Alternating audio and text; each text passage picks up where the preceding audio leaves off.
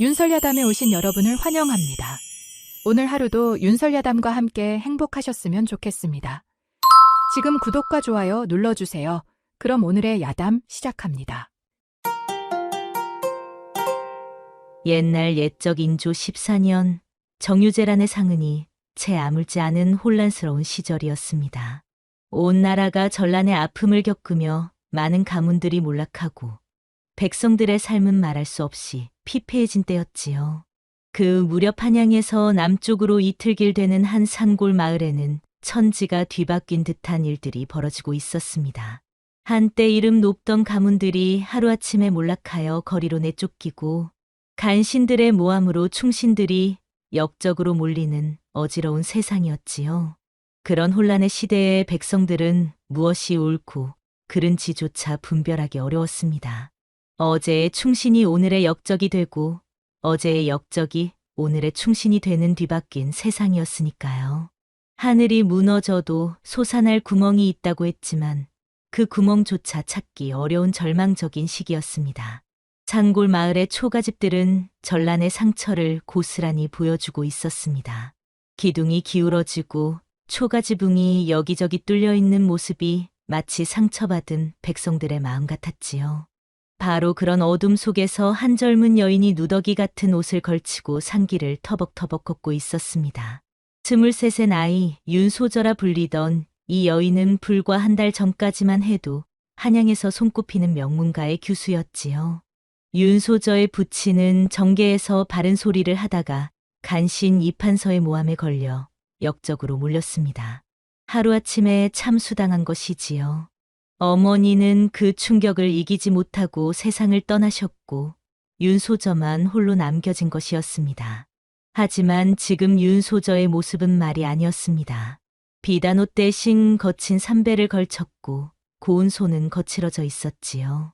그럼에도 그녀의 눈빛만은 여전히 맑고 꿋꿋했습니다. 마치 진흙탕에 떨어진 연꽃처럼 더러워진 겉모습 속에서도 타고난 기품은 감출 수 없었지요. 윤소저는 자존심이 강했지만 순수한 마음을 가진 여인이었습니다. 어려운 처지에서도 품위를 잃지 않으려 애썼고 남을 원망하기보다는 자신의 운명을 담담히 받아들이려 했지요. 마님, 천천히 가시지요. 뒤에서 따라오는 목소리에 윤소저는 발걸음을 멈췄습니다. 28의 나이, 덕보라는 이름의 머슴이었지요. 그는 윤가에서 10년을 넘게 일해온 충직한 하인이었습니다. 덕보는 키가 크고 우람한 체격이었지만 언제나 고개를 숙이고 다녀 사람들은 그를 미련한 머슴 정도로 여겼습니다. 하지만 윤소저만은 알고 있었지요. 덕보의 눈빛에는 남다른 깊이가 있다는 것을 말입니다. 덕보야, 내가 나를 따라 나설 이유는 없었는데. 윤소저의 목소리에는 미안함이 담겼습니다. 집안이 망하면서 하인들은 모두 뿔뿔이 흩어졌는데 유독 덕보만이 그녀를 따라 나선 것이었지요. 마님께서 계시는 곳이 바로 제 자리입니다. 덕보의 말은 짧았지만 진심이 담겨 있었습니다. 그는 무거운 보따리를 등에 지고도 힘든 기색 하나 보이지 않았지요. 이렇게 두 사람은 산골 마을을 향해 걸음을 재촉했습니다. 갈 곳 없는 주인과 충성스러운 머슴, 그들에게는 서로밖에 의지할 곳이 없었습니다. 산골 마을에 도착한 두 사람은 마을 어귀의 허름한 움막을 얻어 살게 되었습니다. 지붕은 새어서 비가 오면 물이 똑똑 떨어졌고 벽은 바람이 스며들어 겨울이면 얼어 죽을 것 같았지요. 하지만 두 사람에게는 그곳이 유일한 안식처였습니다. 덕보는 새벽 닭이 울기 전부터 일어나 품팔이를 나갔습니다. 논밭에서 김을 메고 나무를 패고 짐을 져 나르는 일이라면 무엇이든 마다하지 않았지요. 해가 지면 온몸이 흙투성이가 되어 돌아왔지만 언제나 환한 미소로 윤소저를 맞았습니다. 마님, 오늘은 쌀을 좀 넉넉히 샀습니다. 저녁이 되면 덕보는 언제나 이런 말로 윤소저를 위로했습니다. 사실 그가 품팔이로 버는 돈은 쌀 한 대 사기도 빠듯했지만 그는 늘 자신은 적게 먹고 윤소저에게 더 많이 드리려 했지요. 윤소저는 처음에는 바늘질이나 삭바느질로 돈을 벌려 했지만 고운 손으로 거친 일을 하기에는 역부족이었습니다. 바늘에 손가락이 찔려 피가 나고 실밥이 고르지 못해 품삯도 제대로 받지 못했지요. 하지만 이런 평범한 일상에도 불안한 기운이 감돌기 시작했습니다. 가끔 마을에 낯선 사람들이 나타나 이것저것 캐묻고 다니는 일이 생겼지요. 관아에서 온 포졸들인지 아니면 다른 목적을 가진 자들인지 알 수 없었지만 분명 수상한 움직임이었습니다. 더욱 이상한 것은 덕보의 행동이었습니다. 밤이 되면 홀로 어디론가 나가서 한참 후에 돌아오곤 했지요. 윤소저가 물어봐도 그저 바람 쐬러 나갔다며 얼버무렸습니다. 어느 날 밤 윤소저는 문득 깨어났습니다. 옆에서 잠들었을 덕보의 모습이 보이지 않았지요. 이상히 여긴 그녀는 조용히 일어나 밖을 내다보았습니다. 달빛 아래 덕보가 무언가를 읽고 있는 모습이 보였습니다. 그것은 분명 글이었지요. 윤소저는 깜짝 놀랐습니다. 머슴인 덕보가 글을 읽을 줄 아는 것이 신기했거든요. 그러던 어느 날 마을에 무서운 소식이 퍼졌습니다. 역병이 돌기 시작한 것이었지요. 처음에는 마을 끝자락에 사는 할아버지 한 분이 갑자기 쓰러지며 시작되었습니다. 열이 40도까지 올라가더니 정신을 잃으셨어. 온몸에 붉은 반점이 돋고 토열까지 하시네. 마을 사람들은 수군거리며 두려워했습니다. 그리고 하루가 지나자 또 다른 사람이 쓰러졌지요. 이틀 후에는 3명이 더 쓰러졌습니다. 사람들은 서로를 피하기 시작했습니다. 길에서 마주쳐도 고개를 돌리고 우물에서 물을 기를 때도 혼자 다녀왔지요. 마을 전체가 죽음의 그림자에 휩싸인 듯했습니다.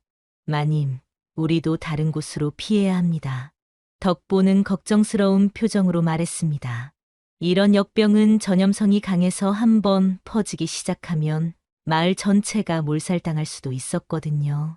하지만 윤소저는 고개를 저었습니다. 그녀의 눈빛에는 흔들리지 않는 의지가 담겨 있었지요. 안 돼요, 덕보야. 이럴 때일수록 우리가 도와야 하지 않겠어요? 비록 몰락했지만 윤가의 피를 받은 이상 백성을 돌보는 것이 도리가 아니겠습니까? 윤소저의 말에 덕보는 깊이 감동했습니다. 자신의 안위보다 남을 먼저 생각하는 그녀의 마음에 가슴이 뭉클해졌지요. 그렇다면 제가 약초를 구해오겠습니다. 깊은 산에 가면 좋은 약초들이 있을 것입니다. 두 사람은 이렇게 결심하고 병든 마을 사람들을 돌보기 시작했습니다. 윤소저는 정성스럽게 병자들의 이마에 찬 수건을 올려주고 물을 먹여주었지요. 덕보는 산으로 달려가 약초를 캐어와 다려주었습니다. 하지만 마을 사람들의 반응은 차가웠습니다. 어디서 온 줄도 모르는 사람들이 갑자기 나타나서 돌봐준다고 하니 오히려 의심스러워했지요. 저것들이 역병을 가져온 것이 아닐까? 분명 무슨 꿍꿍이가 있을 거야. 낯선 사람들이 와서 얼씬거리니까 이런 일이 생긴 거 아냐? 이런 수근거림과 차가운 시선 속에서도 윤소저는 흔들리지 않았습니다. 오히려 더욱 정성스럽게 병자들을 돌봤지요. 윤소저와 덕보는 매일 새벽부터 저녁까지 병자들을 돌보았습니다. 윤소저는 병자들의 손을 잡아주며 위로의 말을 건넸고 덕보는 깊은 산골까지 들어가 약초를 캐어왔지요. 할머님, 조금만 더 버티세요. 분명 나아지실 거예요. 윤소저는 열에 들떠 헛소리를 중얼거리는 할머니의 손을 꽉 잡으며 말했습니다. 그녀의 목소리에는 진심 어린 간절함이 담겨 있었지요. 하지만 약초만으로는 한계가 있었습니다. 병자들의 상태는 나아지지 않았고 오히려 더 많은 사람들이 쓰러져 갔지요. 마을 사람들의 원망의 시선도 점점 더 따가워졌습니다. 저 여자 때문에 우리 마을에 재앙이 내린 거야. 역시 정체불명의 사람들을 받아들이면 안 되는 거였어. 급기야 몇몇 사람들이 돌을 들고 윤소저를 향해 다가왔습니다. 윤소저는 피하지 않고 그들을 똑바로 바라보았지요. 여러분, 저는 여러분을 해치려는 게 아닙니다. 다만 아픈 분들을 돌봐드리고 싶을 뿐이에요. 윤소저의 당당한 모습에 사람들은 잠시 주춤했습니다. 하지만 두려움과 분노에 사로잡힌 그들은 쉽게 물러서지 않았지요. 바로 그때 덕보가 나타났습니다. 그는 윤소저 앞을 가로막으며 마을 사람들을 향해 말했습니다. 여러분, 마님은 정말 순수한 마음으로 도와드리려는 것입니다. 부디 오해하지 마세요. 내 놈들이 뭔데 우리를 가르치려 들어. 한 사내가 소리치며 덕보에게 달려들었습니다. 하지만 덕보는 그를 다치게 하지 않으면서도 능숙하게 제압했지요. 그 모습을 본 윤소저는 다시 한번 의아했습니다. 단순한 머슴치고는 너무나 민첩하고 체계적인 움직임이었거든요. 그날 밤 윤소저는 덕보에게 물었습니다. 덕보야, 너에게는 뭔가 숨겨진 이야기가 있는 것 같구나. 마님, 지금은 그런 것보다 병자들을 살리는 일이 먼저입니다. 덕보는 대답을 피했지만 윤소저는 그의 눈빛에서 깊은 비밀을 느꼈습니다. 하지만 지금은 캐묻을 때가 아니었지요. 더 많은 사람들이 죽어가고 있었으니까요. 그래, 우리 더 깊은 산으로 들어가서 더 좋은 약초를 구해보자. 윤소저의 말에 덕보는 고개를 끄덕였습니다. 두 사람은 이렇게 더욱 험난한 길을 선택했지요. 다음 날 새벽 윤소저와 덕보는 더 깊은 산으로 들어갔습니다. 마을에서 한 시진을 걸어 올라가니 울창한 숲이 나타났지요. 그곳에는 평소에 보지 못한 이상한 풀들이 자라고 있었습니다. 저기 저 붉은 잎사귀를 가진 풀, 저건 열을 내리는데 좋을 것 같은데요. 윤소저가 가리키는 곳을 보니 정말 특이한 약초가 자라고 있었습니다. 덕보는 조심스럽게 그 약초를 캐어 보따리에 담았지요. 하지만 깊은 산은 위험했습니다. 길을 잃기 쉬웠고 맹수들이 나타날 수도 있었거든요. 해가 서산으로 기울어 가는데도 두 사람은 길을 찾지 못하고 헤매고 있었습니다. 이상하다. 분명 이 길로 왔는데. 덕보가 고개를 갸우뚱하며 말했습니다. 아무리 살펴봐도 왔던 길을 찾을 수 없었지요. 게다가 짙은 안개까지 끼기 시작해서 앞이 보이지 않았습니다. 덕보야, 우리 길을 잃은 것 같구나. 윤소저의 목소리에는 불안함이 섞여 있었습니다. 이 깊은 산에서 밤을 보내야 한다면 정말 위험할 것 같았거든요. 바로 그때 어디선가 은은한 목탁 소리가 들려왔습니다. 또각또각, 또각또각. 그 소리는 마치 길 잃은 나그네를 인도하는 듯했지요. 저쪽에서 소리가 나는 것 같습니다. 따라가 봅시다. 두 사람은 목탁 소리를 따라 걸었습니다. 신기하게도 그 소리를 따라가니 안개가 걷히기 시작했지요. 그리고 얼마 후 깊은 산중에 작은 암자가 하나 나타났습니다. 암자는 아담하면서도 정갈했습니다. 마당에는 연꽃이 핀 작은 연못이 있었고 처마 끝에는 풍경이 달려 있어 바람이 불면 맑은 소리를 냈지요. 누구시오? 암자에서 나온 것은 백발이 성성한 노승이었습니다. 그는 자신을 해안대사라고 소개했지요. 나이는 70을 넘어 보였지만 눈빛만은 젊은이처럼 총명해 보였습니다. 스님, 저희가 길을 잃어서. 윤소저가 사정을 설명하려 했지만 해안대사는 손을 들어 막았습니다. 다 알고 있습니다. 그대들이 마을에서 역병 환자들을 돌보고 있다는 것도 말이지요. 해안대사의 말에 두 사람은 깜짝 놀랐습니다. 이 깊은 산중에 살면서 어떻게 마을 일을 알고 있는 것일까요? 참으로 기특한 일을 하고 있소. 자신의 안위도 돌보지 않고 남을 위해 애쓰는 마음, 하늘도 감동할 일이지요. 해안대사는 따뜻한 차를 대접하며 말했습니다. 그 차는 신기하게도 마시자마자 온몸이 따뜻해지고 피로가 풀렸지요. 스님, 혹시 역병을 치료할 수 있는 약초를 아시나요? 윤소저의 간절한 물음에 해안대사는 잠시 생각하더니 고개를 끄덕였습니다. 있기는 하지요. 하지만 그보다 더 중요한 것이 있습니다. 해안대사는 품에서 작은 약주머니를 꺼내 보여주었습니다. 그 속에는 보통 약초와는 다른 이상한 풀들이 들어 있었지요. 이 약초들은 역병에 특효가 있을 것이요. 하지만 무엇보다 중요한 것은 진심 어린 마음이지요. 약은 몸을 낫게 하지만 마음이 없으면 아무 소용이 없소. 해안대사가 준 신비한 약초를 가지고 마을로 돌아온 두 사람은 곧바로 치료를 시작했습니다. 약초를 달여서 병자들에게 먹이니 신기한 일이 벌어졌지요. 며칠 동안 의식을 잃고 있던 사람들이 눈을 뜨기 시작한 것입니다. 할아버님이 눈을 뜨셨어요. 정말이야? 벌써 사흘째 의식이 없으셨는데. 처음에는 우연이라 생각했던 사람들도 점차 놀라기 시작했습니다. 하지만 모든 사람들이 기뻐한 것은 아니었지요. 일부 마을 사람들은 오히려 더욱 의심스러워했습니다. 저것들이 무슨 요술을 부린 거 아냐? 분명 귀신이나 도깨비 같은 놈들이야. 역병을 퍼뜨린 것도 저것들이고, 이제 와서 치료하는 척하는 것도 저것들이야. 이런 수근거림은 점점 커져갔고, 급기야 마을 사람들 중 일부가 윤소저와 덕보를 몰아내려고 나섰습니다. 이 마을에서 당장 나가라. 너희 같은 요물들은 여기 있으면 안 돼. 돌과 욕설이 날아왔지만 윤소저는 굴복하지 않았습니다. 오히려 더욱 정성을 다해 병자들을 돌봤지요. 여러분, 저는 정말 여러분을 돕고 싶을 뿐입니다. 제가 무슨 잘못을 했는지 말씀해 주세요. 윤소저의 간절한 말에도 사람들은 귀를 기울이지 않았습니다.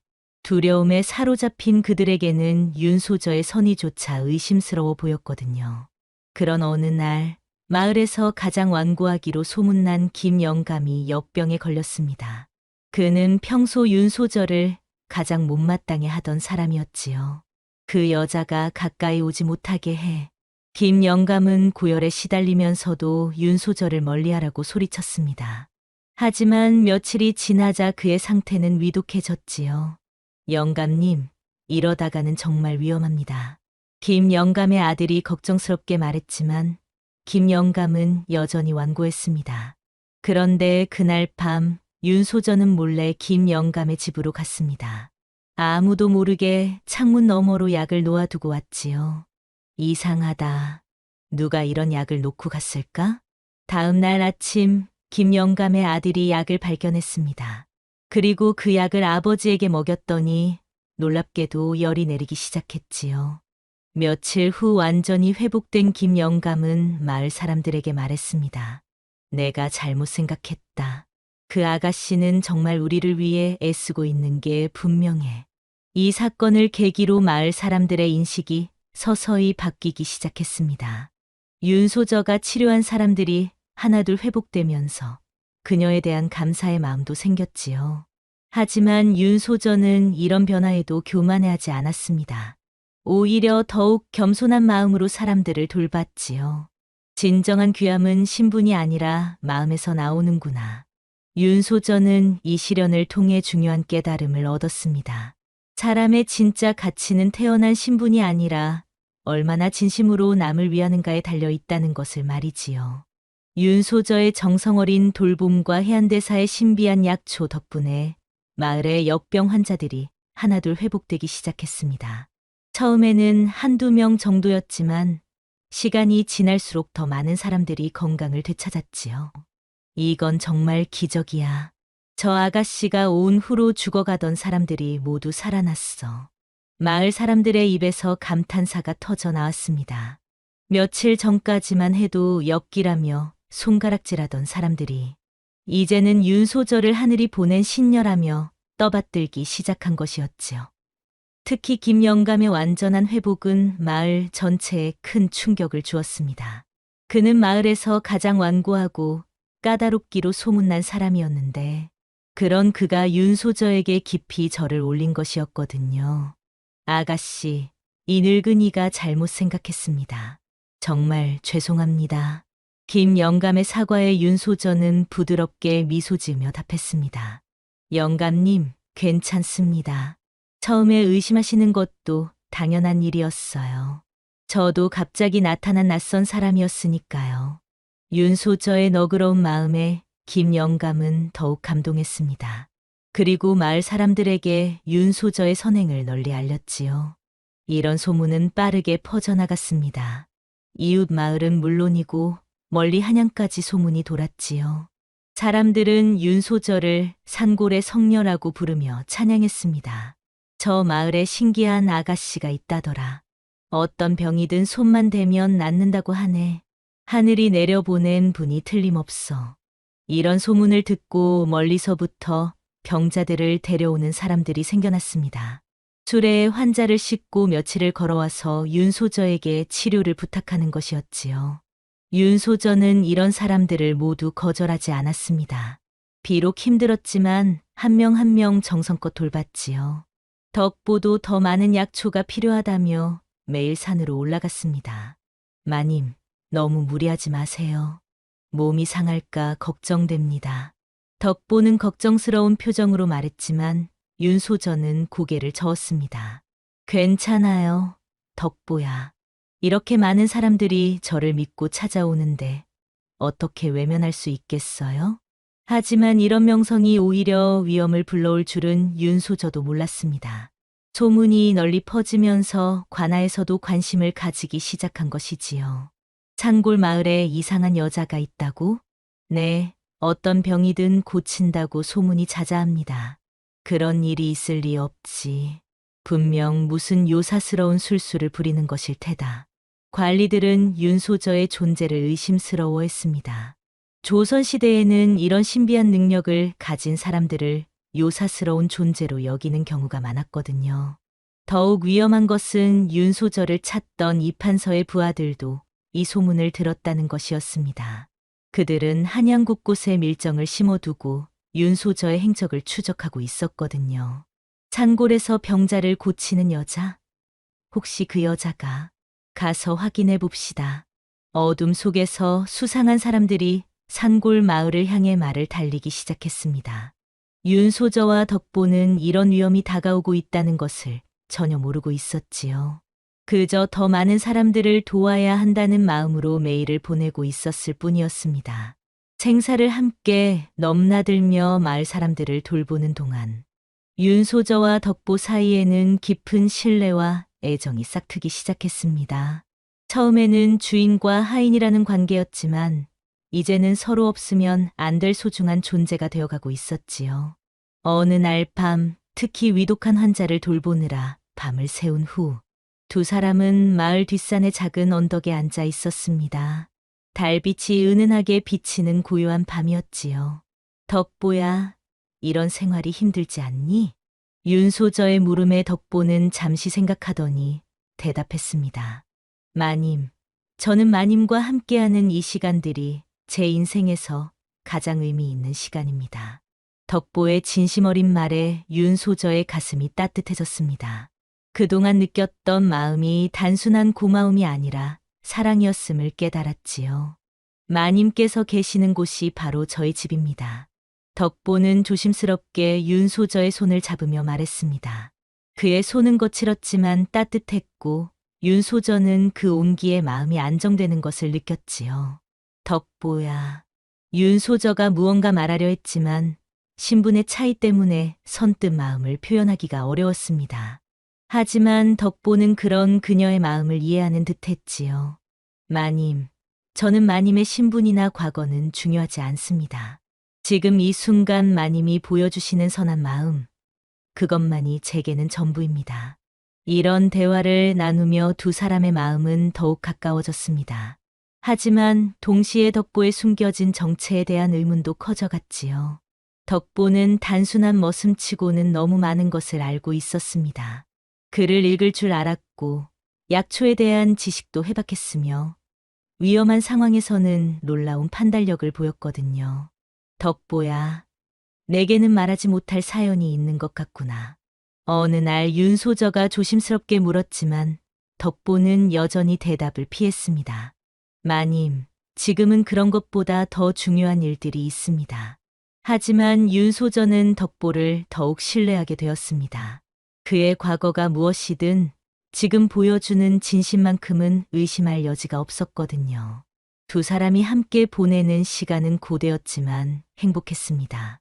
새벽에 일어나 환자들을 돌보고 저녁에는 함께 앉아 하루를 정리하며 이야기를 나누었지요. 마님, 오늘은 특별히 맛있는 약초차를 끓여드릴게요. 덕보가 끓여주는 차를 마시며 윤소전은 생각했습니다. 비록 궁궐 같은 집도 비단 옷도 없지만 이런 소박한 행복이야말로 진정한 부귀가 아닐까 하고 말이지요. 하지만 이런 평화로운 시간이 오래갈 수는 없었습니다.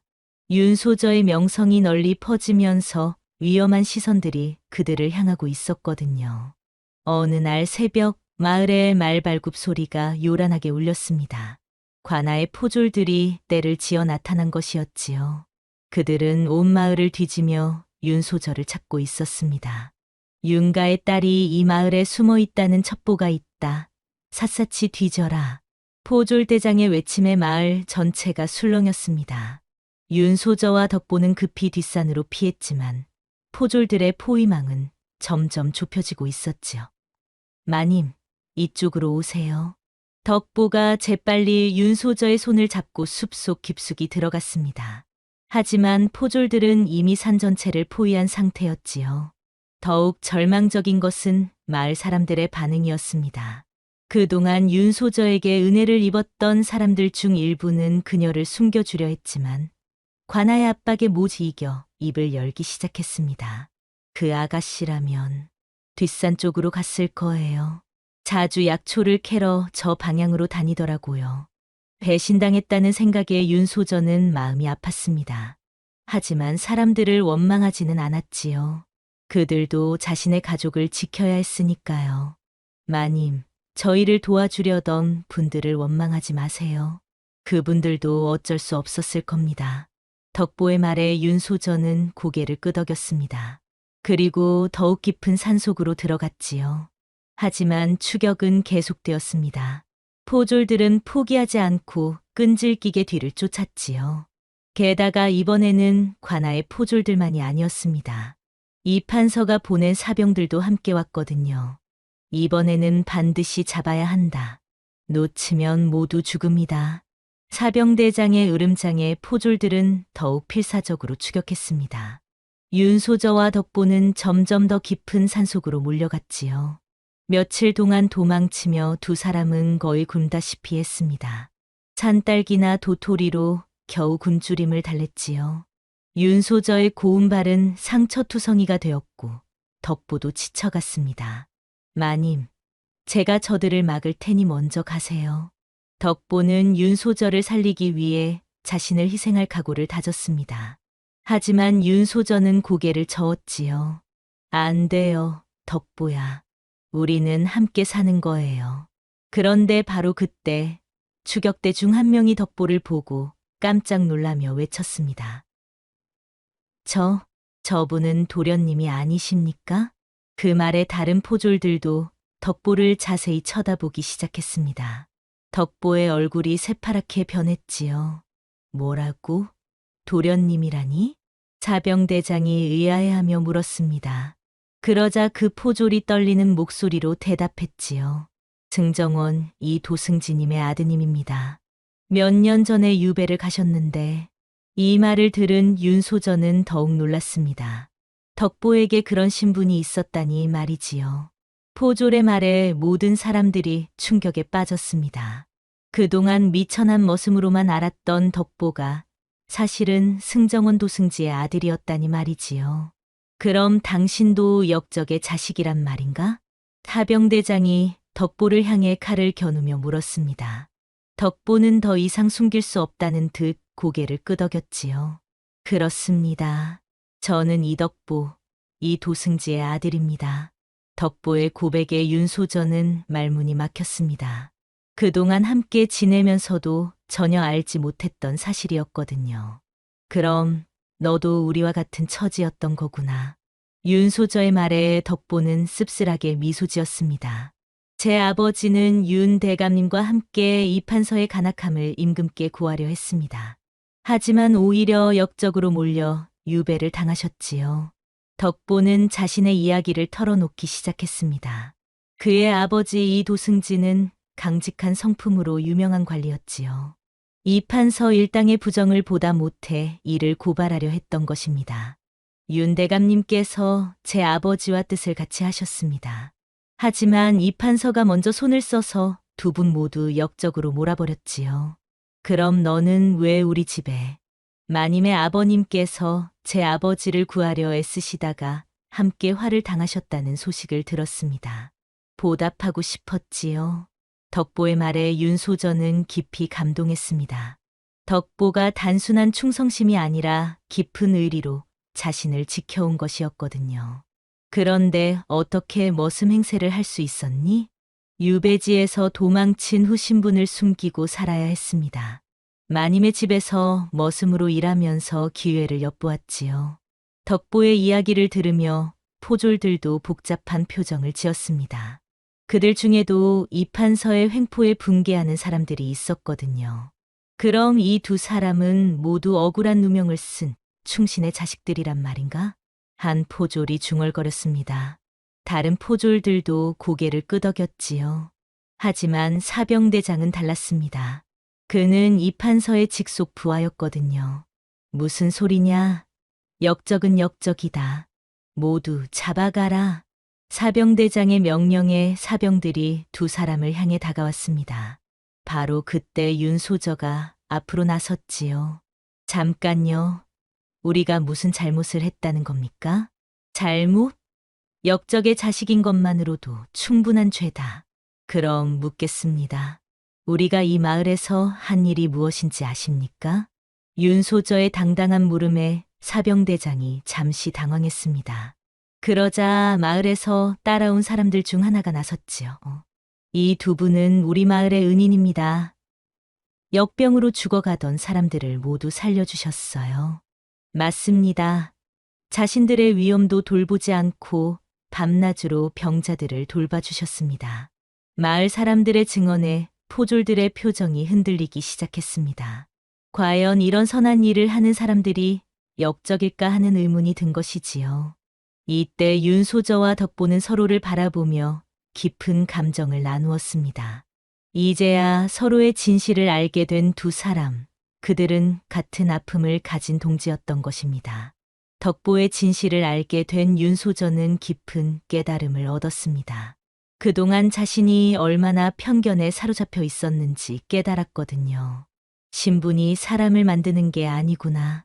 사람의 마음이 진정한 신분을 결정하는 거야. 윤소저는 마음속으로 생각했습니다. 덕보는 양반의 자식이었지만 머슴의 일을 마다하지 않았고, 자신은 양반의 딸이었지만 병자를 돌보는 일에 정성을 다했지요. 덕보야, 우리는 정말 운명적인 만남이었구나. 윤소저의 말에 덕보도 고개를 끄덕였습니다. 두 집안이 같은 뜻을 품고 있었고 그 자식들이 우연히 만나 서로를 지켜온 것이었거든요. 이런 깨달음과 함께 윤소저는 자신의 과거 모습을 되돌아보았습니다. 양반가의 교수였을 때는 하인들을 당연히 여겼고 신분의 차이를 당연하게 받아들였었지요. 하지만 지금은 달랐습니다. 마을 사람들과 함께 지내면서 진정한 인간의 가치가 무엇인지 배웠거든요. 김영감 같은 평범한 농부에게서도 배울 점이 많았고 어린 아이들의 순수한 마음에서 감동을 받았지요. 예전에 나는 참 어리석었구나. 윤소저는 자신의 변화를 느끼며 미소 지었습니다. 비록 외적으로는 많은 것을 잃었지만 내적으로는 훨씬 성장한 것 같았거든요. 덕보 역시 마찬가지였습니다. 도승지의 아들로서 가졌던 자존심과 편견을 내려놓고 진정으로 사람을 사랑하는 마음을 배웠지요. 마님, 저는 마님과 함께하면서 진짜 행복이 무엇인지 알게 되었습니다. 나도 그래, 덕보야. 궁궐 같은 집에서 살 때보다 지금이 훨씬 마음이 평안해. 두 사람은 이제 완전히 마음을 터놓고 대화할 수 있게 되었습니다. 신분의 차이도 과거의 상처도 더 이상 장벽이 되지 않았지요. 하지만 현실은 여전히 가혹했습니다. 타병들이 그들을 포위하고 있었고 체포는 시간 문제였거든요. 우리가 이대로 잡혀가면 어떻게 될까? 윤소저의 물음에 덕보는 심각한 표정을 지었습니다. 아마도 죽음을 각오해야 할 것 같습니다. 하지만 두 사람은 절망하지 않았습니다. 오히려 서로를 향한 사랑을 확인하며 용기를 냈지요. 덕보야, 나는 후회하지 않아. 너와 함께 이런 의미 있는 시간을 보낼 수 있어서 오히려 감사해.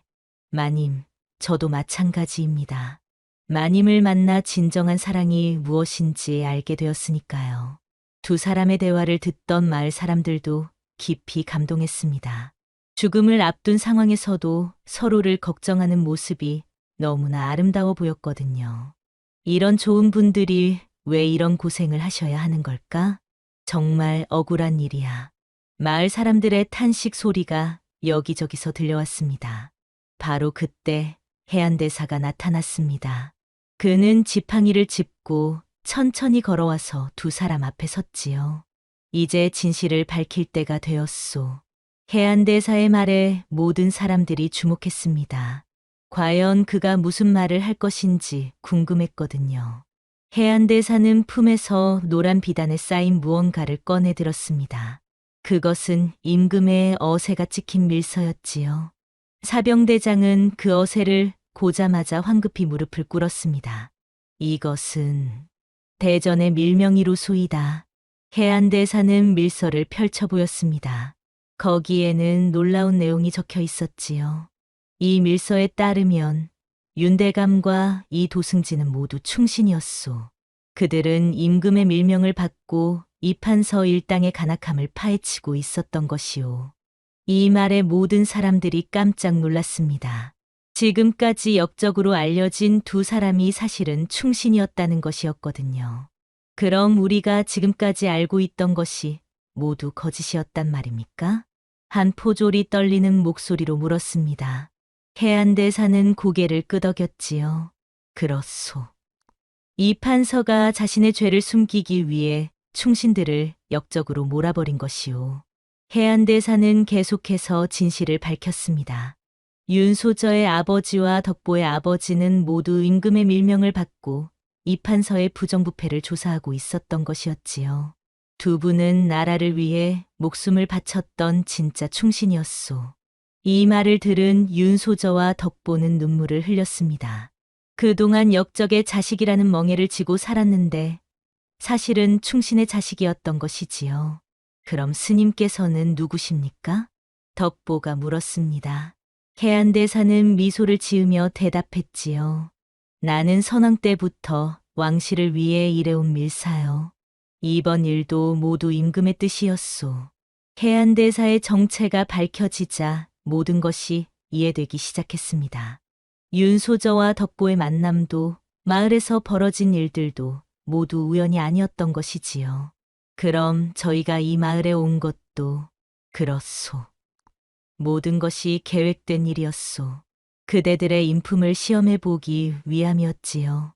윤소저는 갑자기 깨달았습니다. 해안대사가 준 신비한 약초, 마을 사람들의 변화, 모든 것이 연결되어 있었던 것이었거든요. 하지만 그대들이 보여준 선한 마음만큼은 진짜였소. 그 마음이야말로 진정한 보물이지요. 해안대사의 말에 윤소저와 덕보는 서로를 바라보며 미소 지었습니다. 비록 시험이었지만 그들이 느낀 감정과 성장은 진짜였거든요. 이제 모든 진실이 밝혀질 것이오. 이 판서 일당은 모두 처벌받을 것이고 두 집안의 명예도 회복될 것이오. 해안대사의 선언에 포졸들과 마을 사람들이 환호했습니다. 드디어 정의가 승리하는 것이었지요. 하지만 사병대장은 당황했습니다. 자신이 모시던 이 판서가 진짜 간악한 역적이었다는 사실을 받아들이기 어려웠거든요. 그럴 리가 없습니다. 이 판서님은 충신이십니다. 하지만 임금의 밀서 앞에서는 어떤 변명도 통하지 않았습니다. 결국 사병대장도 무릎을 꿇고 말았지요. 이제 한양으로 돌아가서 모든 것을 바로잡아야 하오. 해안대사는 윤소저와 덕보를 향해 말했습니다. 두 분은 이제 떳떳하게 한양으로 돌아갈 수 있소. 그리고 두 집안의 명예도 되찾을 수 있을 것이오. 하지만 윤소저와 덕보는 예상과 다른 반응을 보였습니다. 그들은 서로를 바라보며 조용히 고개를 저었지요. 해안대사의 제안에도 불구하고 윤소저와 덕보는 망설였습니다. 명예 회복이라는 기회 앞에서 예상치 못한 갈등이 생긴 것이었지요. 스님, 저희에게 시간을 좀 주십시오. 덕보의 말에 해안대사는 고개를 끄덕였습니다. 하지만 바로 그때 멀리서 또 다른 말발굽 소리가 들려왔지요.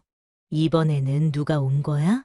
마을 사람들이 불안해하며 중얼거렸습니다. 그런데 이번에 온 것은 관군이 아니었습니다. 이판서가 직접 보낸 자객들이었지요. 모두 죽여라. 한 명도 살려두지 마라. 자객대장의 외침과 함께 검은 옷을 입은 자객들이 사방에서 나타났습니다. 이들은 증거를 인멸하고 입을 막으려는 목적으로 온 것이었지요. 해안대사조차 예상하지 못한 상황이었습니다. 이 판서가 이렇게까지 극단적인 수를 쓸 줄은 몰랐거든요. 마님, 제 뒤로 피하세요. 덕보는 윤소절을 감싸며 자객들과 맞섰습니다. 하지만 상대는 10여 명의 숙련된 자객들이었지요. 포졸들도 자객들과 싸웠지만 역부족이었습니다. 자객들은 무자비하게 칼을 휘둘렀고 마을 사람들은 비명을 지르며 도망쳤지요. 해안대사님, 밀서를 보호하세요. 윤소저가 외쳤지만 자객들은 이미 해안대사를 포위한 상태였습니다. 밀서만 없애면 모든 증거가 사라지는 것이었거든요. 이제 끝장이다. 자객대장이 해안대사에게 칼을 겨누는 순간 덕보가 몸을 날려 막아섰습니다. 칼날이 그의 어깨를 스쳤고 피가 흘러내렸지요. 덕보야. 윤소저가 비명을 질렀지만 상황은 더욱 절망적이 되어갔습니다. 자객들은 계속해서 공격해왔고 이제는 도망칠 곳조차 없어 보였지요. 마님, 사랑합니다. 다음 생에서는 꼭 함께해요. 덕보가 피를 흘리며 말했습니다. 그는 윤소저를 지키기 위해 자신의 목숨을 포기할 각오를 다진 것이었지요. 안 돼요. 덕보야. 우리는 함께 살아야 해요. 윤소저는 덕보의 상처를 감싸 안으며 눈물을 흘렸습니다. 이렇게 가까스로 서로의 진심을 확인했는데 죽음으로 헤어질 수는 없었거든요. 자객들은 점점 더 가까이 다가왔습니다. 이제 정말 절체절명의 순간이었지요. 모든 사람들이 죽음을 각오하는 순간이었습니다. 하늘이시여, 이런 선한 사람들을 왜 이렇게 시험하시나이까? 해안대사가 하늘을 우러러보며 간절히 기도했습니다. 그러자 갑자기 바람이 일기 시작했지요. 바람은 점점 강해졌고 하늘에는 먹구름이 몰려들었습니다. 그리고 번개가 번쩍이며 천둥 소리가 울렸지요. 뭐야, 이 날씨는? 자객들도 갑작스러운 날씨 변화에 당황했습니다. 마치 하늘이 화를 내는 것 같았거든요. 바로 그때 산 아래에서 북소리가 울려 퍼졌습니다. 그리고 만세, 만세 하는 함성 소리가 들려왔지요. 뭐야? 저 소리는? 모든 사람들이 산 아래를 내려다보았습니다. 그곳에는 임금의 깃발을 든 관군들이 올라오고 있었지요. 임금께서 직접 군사를 보내 진실을 밝히라는 명을 내리신 것이었습니다. 해안대사가 미리 한양에 급보를 보냈던 것이지요. 이제 끝이다. 모든 자객들은 무기를 버려라. 관군 장수의 외침에 자객들은 당황했습니다. 하지만 그들은 쉽게 포기하지 않았지요. 우리도 죽을 바에야 모두 함께 죽자.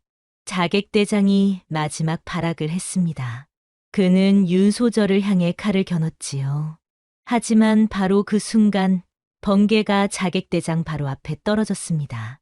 그는 깜짝 놀라 넘어졌고 그 틈에 관군들이 모든 자객들을 제압했지요. 정말 하늘이 도우신 것 같습니다. 해안대사가 감탄하며 말했습니다. 윤소저와 덕보는 서로를 부둥켜 안고 살아있음을 확인했지요. 위기에서 벗어난 후 윤소저와 덕보는 중대한 선택의 기로에 섰습니다. 한양으로 돌아가서 가문의 명예를 회복할 것인가, 아니면 이곳에 남아서 새로운 삶을 시작할 것인가 하는 문제였지요. 마님, 이제 떳떳하게 한양으로 돌아가실 수 있습니다. 관군 장수가 공손히 말했습니다. 임금께서도 두 집안의 억울함을 풀어주고 싶어 하신다는 것이었지요. 하지만 윤소저는 망설였습니다. 한양으로 돌아가면 다시 신분의 차이가 생길 텐데 그럼 덕보와의 관계는 어떻게 될까 하는 걱정이 들었거든요. 덕보야, 너는 어떻게 생각하니? 윤소저의 물음에 덕보도 고민스러운 표정을 지었습니다. 그 역시 같은 걱정을 하고 있었지요. 마님, 저는 마님의 뜻을 따르겠습니다. 하지만 덕보의 대답은 명확하지 않았습니다. 그도 내심 갈등하고 있었거든요. 바로 그때 마을 사람들이 나타났습니다. 그들은 두 사람 앞에 무릎을 꿇으며 간청했지요. 두 분, 제발 저희 곁에 남아 계세요. 두 분이 없으면 저희는 어떻게 살아야 할까요? 이 마을의 희망이신 분들을 어떻게 보내드릴 수 있겠습니까? 마을 사람들의 간절한 부탁에 윤소저와 덕보는 깊이 감동했습니다. 그들이 정말로 이 마을에 뿌리를 내렸다는 것을 느꼈거든요. 특히 김영감이 앞으로 나와 말했습니다. 아가씨, 도령님, 저는 두 분 덕분에 목숨을 건졌습니다. 이제 저희가 두 분을 지켜드리고 싶습니다. 다른 마을 사람들도 모두 고개를 끄덕였습니다. 그들에게 윤소저와 덕보는 단순한 외지인이 아니라 가족 같은 존재가 되어 있었지요. 윤소저는 덕보를 바라보며 조용히 말했습니다. 덕보야, 우리가 진정 행복했던 때는 언제였지? 마님과 함께 이 마을 사람들을 돌보며 지낸 시간들이었습니다. 덕보의 대답에 윤소저는 미소를 지었습니다. 그녀도 같은 생각이었거든요. 그럼 우리의 선택은 정해진 것 같네요. 윤소저는 관군 장수를 향해 고개를 숙여 절했습니다. 장군님, 임금님의 은혜에 깊이 감사드립니다. 하지만 저희는 이곳에 남고 싶습니다. 이 말에 관군 장수는 놀랐습니다. 명예와 부귀를 버리고 시골 마을에 남겠다는 것이었거든요. 정말로 그러실 겁니까? 한양으로 돌아가시면 다시 부귀영화를 누리실 수 있는데. 장군님, 진정한 부귀영화는 마음의 평안에서 나오는 것입니다. 윤소저의 말에 덕보도 고개를 끄덕였습니다. 저희는 이 마을 사람들과 함께 평범하게 살고 싶습니다. 두 사람의 의지가 확고하자 관군 장수도 더 이상 권하지 않았습니다. 다만 임금께 잘 전하겠다고 약속했지요. 그럼 혼례는 언제 올리실 겁니까? 해안대사가 웃으며 물었습니다. 이제 두 사람의 신분도 밝혀졌고 마음도 확인했으니 결혼할 일만 남았거든요. 스님께서 주례를 서주시겠습니까? 윤소저의 부탁에 해안대사는 기꺼이 고개를 끄덕였습니다. 그보다 좋은 일이 어디 있겠소? 마을 사람들은 모두 기뻐하며 두 사람의 혼례 준비에 나섰습니다. 비록 화려하지는 않겠지만 진심 어린 축복을 받는 혼례가 될 것이었지요. 하지만 평화로운 혼례 준비는 오래가지 못했습니다. 이 판서가 마지막 발악으로 더 많은 자객들을 보낸 것이었지요. 이번에는 무려 30여 명의 무사들이 마을을 포위했습니다. 이번에는 절대 실패하지 마라. 모든 증인들을 제거하라. 이 판서의 명령을 받은 자객 두목은 무시무시한 살기를 뿜으며 마을로 들어왔습니다. 그들의 목표는 윤소저, 덕보, 해안대사, 그리고 마을 사람들까지 모두 죽이는 것이었지요. 마을 사람들을 대피시켜야 합니다. 덕보가 급히 외쳤지만 이미 마을은 완전히 포위된 상태였습니다. 자객들은 산길까지 모두 막아놓았거든요. 이번에는 정말 위험할 것 같습니다. 해안대사도 심각한 표정을 지었습니다. 이번 자객들은 이전과는 차원이 다른 고수들이었거든요. 윤소저는 마을 사람들을 보며 마음이 아팠습니다. 자신들 때문에 선량한 사람들이 위험에 빠진 것이었거든요. 제가 나가겠습니다. 저만 죽으면 마을 사람들은 살릴 수 있을 거예요. 하지만 덕보가 윤소저의 앞을 막아섰습니다. 안 됩니다, 마님. 우리는 함께 살고 함께 죽기로 했잖습니까? 바로 그때 마을 사람들이 농기구를 들고 나타났습니다. 김영감이 앞장서며 말했지요. 우리도 싸우겠습니다. 두 분을 지키기 위해서라면 목숨도 아깝지 않습니다. 맞습니다. 우리 마을의 은인들을 어떻게 혼자 보내겠습니까? 마을 사람들의 용기에 윤소저와 덕보는 깊이 감동했습니다. 하지만 농기구로는 훈련된 자객들을 상대할 수 없었지요. 전투가 시작되었습니다. 덕보는 뛰어난 무술 실력으로 여러 자객들과 맞서 싸웠지만 상대가 너무 많았습니다. 마을 사람들도 용감하게 싸웠지만 역부족이었지요. 마님, 뒷산으로 피하세요. 덕보가 피를 흘리며 외쳤습니다. 하지만 윤소전은 그의 곁을 떠나지 않았지요. 나도 함께 싸울래요. 윤소전은 떨리는 손으로 나무 몽둥이를 들었습니다. 비록 무술을 모르지만 덕보를 혼자 두고 갈 수는 없었거든요. 전투는 점점 더 치열해졌습니다. 자객들은 무자비하게 공격해왔고 마을 사람들은 하나둘 쓰러져 갔지요. 바로 그때 하늘에서 이상한 일이 벌어졌습니다. 갑자기 짙은 안개가 마을 전체를 덮은 것이었지요. 안개는 너무 짙어서 한 뼘 앞도 보이지 않았습니다. 뭐야, 이 안개는? 자객들이 당황해하며 중얼거렸습니다. 하지만 윤소저와 덕보에게는 이상하게도 시야가 확보되었지요. 이건 해안대사님의 도술인 것 같습니다. 덕보가 말했습니다. 정말로 해안대사가 신비한 법술로 안개를 만들어낸 것이었지요. 안개를 틈타 마을 사람들은 안전한 곳으로 대피할 수 있었습니다. 하지만 자객들도 포기하지 않았지요. 안개가 뭐 어때? 모조리 죽여버려라. 자객 두목이 소리치며 무작정 칼을 휘둘렀습니다. 하지만 아무것도 보이지 않는 상황에서 제대로 싸울 수는 없었지요. 그런데 바로 그 순간 산 너머에서 나팔 소리가 울려 퍼졌습니다. 임금이 보낸 대군이 도착한 것이었지요. 역적 이판서의 부하들이여. 항복하라. 천둥 같은 외침과 함께 수백 명의 관군들이 나타났습니다. 이제 자객들은 완전히 포위된 것이었지요. 안개가 걷히면서 모든 상황이 드러났습니다. 자객들은 관군들에게 둘러싸여 꼼짝할 수 없었고 윤소저와 덕보는 서로를 부둥켜 안고 있었지요. 이제 정말 끝났습니다. 덕보가 안도의 한숨을 쉬며 말했습니다. 드디어 모든 위험이 끝난 것이었거든요. 관군들이 자객들을 모두 체포한 후 놀라운 진실들이 하나하나 밝혀지기 시작했습니다. 해안대사는 모든 사람들 앞에서 지금까지 숨겨왔던 진실을 털어놓았지요.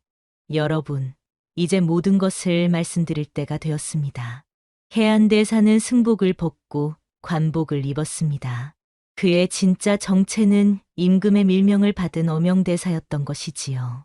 저는 선왕 때부터 왕실의 밀명을 수행해온 밀사입니다. 이번 일도 모두 임금님의 뜻에 따른 것이었지요. 사람들은 해안대사의 진짜 정체에 깜짝 놀랐습니다. 그저 산중의 노승인 줄만 알았는데 그런 중요한 인물이었다니 말이지요. 그럼 처음부터 모든 것이 계획이었단 말입니까? 덕보가 물었습니다. 해안대사는 고개를 끄덕였지요. 그렇습니다. 윤대감과 이 도승지가 역적의 누명을 쓰고 죽은 후 임금님께서는 진실을 밝히려 하셨습니다. 해안대사는 자세한 설명을 이어갔습니다. 이 판서의 간악함을 밝히기 위해서는 확실한 증거가 필요했는데 그를 위해 치밀한 계획을 세운 것이었지요. 윤소저와 덕보 도령이 이 마을에 오게 된 것도 역병이 돌게 된 것도 모두 계획의 일부였습니다. 그럼 역병도 가짜였단 말입니까? 윤소저가 놀라며 물었습니다. 해안대사는 고개를 저었지요. 아니요. 역병은 진짜였습니다. 다만 제가 미리 예견하고 대비한 것이었지요. 해안대사가 준 신비한 약초들도 사실은 궁중어이들이 만든 특효약이었던 것입니다. 그래서 그토록 빠른 치료 효과를 볼 수 있었던 것이지요. 하지만 두 분이 보여주신 선한 마음과 희생정신만큼은 진짜였습니다. 그것만큼은 어떤 계획으로도 만들어낼 수 없는 것이지요. 해안대사의 말에 윤소저와 덕보는 복잡한 심정이 들었습니다. 비록 시험이었지만 그들이 느낀 감정과 성장은 모두 진심이었거든요. 사실 저는 두 분을 계속 지켜보고 있었습니다. 과연 역적의 자식이라는 누명을 쓰고도 선한 마음을 잃지 않을지, 어려운 상황에서도 서로를 아껴줄 수 있을지 말이지요. 그럼 저희는 시험에 통과한 건가요? 덕보가 물었습니다. 해안대사는 환하게 웃으며 답했지요. 그럼요. 두 분은 최고 점수로 통과하셨습니다. 특히 자신의 안위보다 남을 먼저 생각하는 마음, 그것은 참으로 귀한 것이었지요. 이때 관군 장수가 앞으로 나왔습니다. 두 분께 임금님의 뜻을 전해드리겠습니다. 장수는 황금으로 장식된 두루마리를 펼쳤습니다. 그것은 임금의 교서였지요.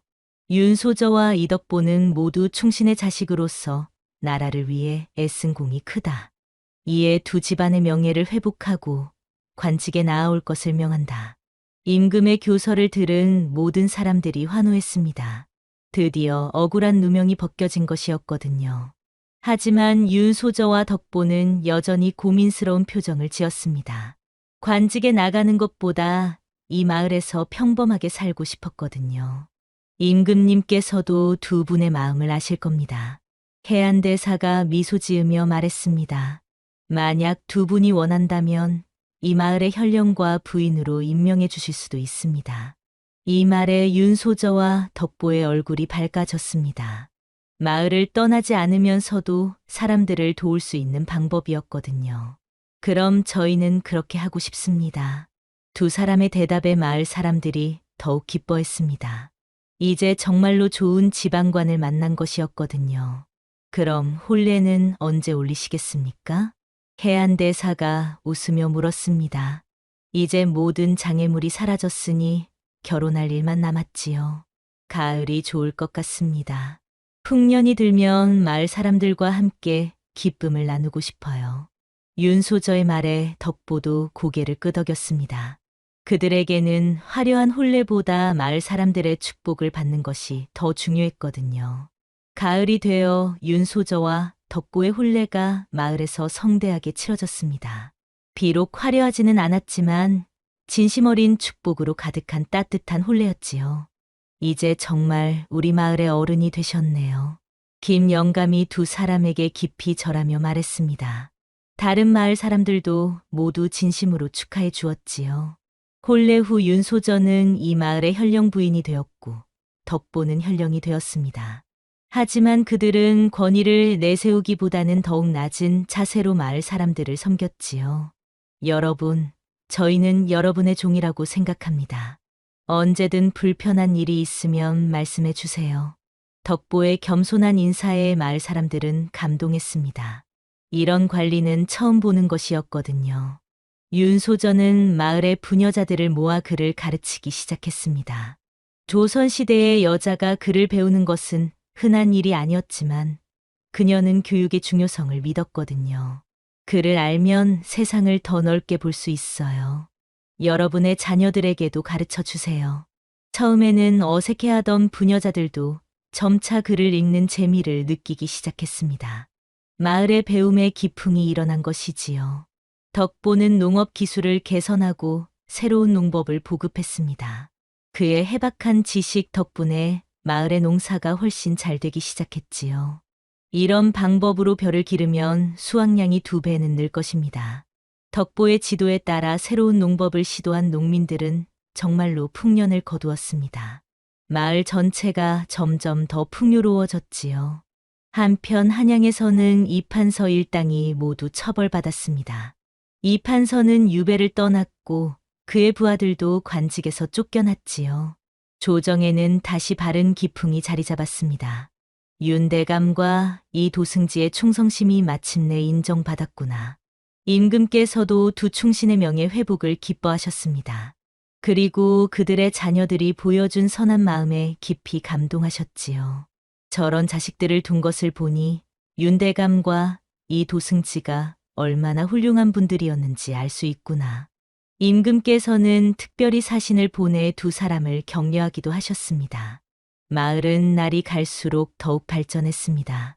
다른 마을에서도 윤소저와 덕고의 소문을 듣고 찾아와 도움을 청하는 일이 많아졌지요. 우리 마을도 그렇게 잘 살 수 있게 도와주세요. 이런 요청에 두 사람은 언제나 기꺼이 응했습니다. 그들의 선한 영향력이 점점 더 넓게 퍼져나간 것이지요. 어느 날 윤소저는 덕보에게 기쁜 소식을 전했습니다. 덕보야, 우리에게 아기가 생겼어요.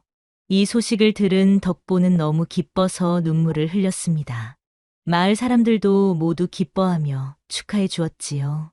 정말 축하드립니다. 우리 마을에 또 하나의 희망이 태어나는 거네요.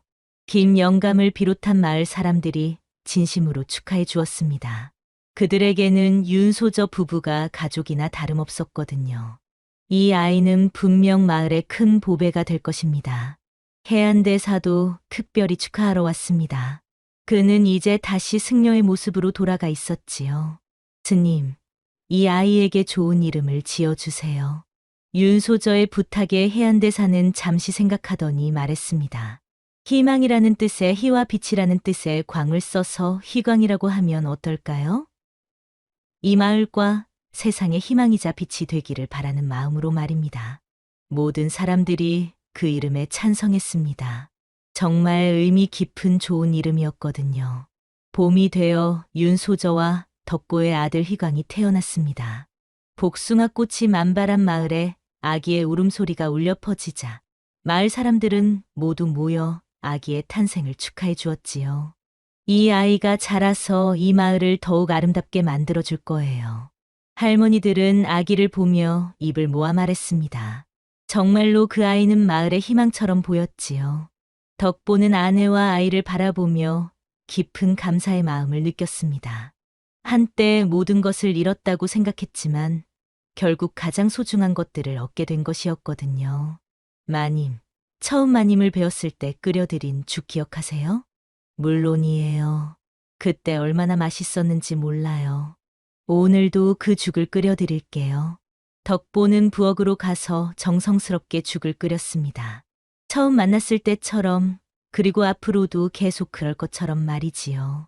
윤소저는 덕보가 끓여준 죽을 먹으며 환하게 웃었습니다. 이 순간만큼은 세상 모든 것이 완벽해 보였지요. 몇 년이 지나 희광이는 건강하고 똑똑한 아이로 자랐습니다. 그는 아버지의 어진 마음과 어머니의 지혜를 모두 물려받았지요. 마을 아이들과 함께 뛰어노는 모습을 보면 정말 천진난만했습니다. 희광아, 사람을 대할 때는 어떻게 해야 한다고 했지? 진심으로 대해야 해요, 어머니. 그래, 우리 희광이가 잘 알고 있구나. 윤소저는 아이를 가르치며 자신도 배웠던 교훈을 전해주었습니다. 진정한 가치는 신분이나 재산이 아니라 마음에서 나온다는 것을 말이지요. 어느 날 저녁, 가족 셋이 마루에 앉아 별을 보고 있었습니다. 희광이는 아버지 무릎에 앉아 하늘의 별들을 세어보고 있었지요. 아버지, 저 별들은 왜 그렇게 반짝이는 거예요?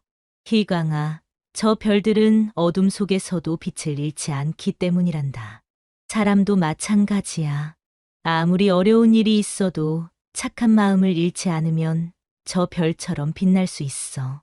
덕보의 말에 희광이는 고개를 끄덕였습니다.